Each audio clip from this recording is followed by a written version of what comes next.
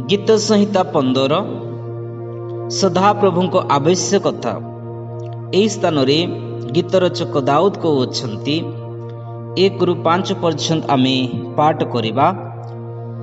हे सदाप्रभु, तुम आभास किए प्रभास करिब? तुम पवित्र पर्वत किए बास करिब?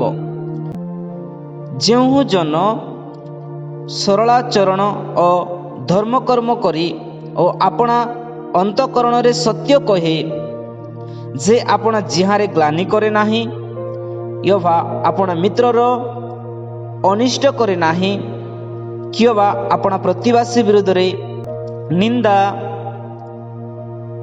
प्रकट करे नाही, जहार दृष्टि रे पापर तुच्छीकृत हुए, मात्र जे सदाप्रभु को भयकारी मानंकु समाधार करे, जे शपथ करी आपणार क्षति हेले ही ता अन्यता करे नाही, जे सुद पाई टंका ऋण निये नाही, किंवा निर्दोष विरोध लांच नहीं नाही, जे एही सरल कर्म करे से केबे गुंचा जीवे नाही।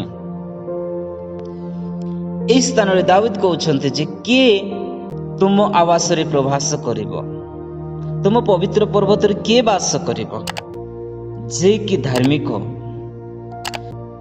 जे कि परमेश्वर इच्छा अनुसार चलिबो, जार अंतकरण शुचि थिबो, जार अंतकरण पवित्र थिबो,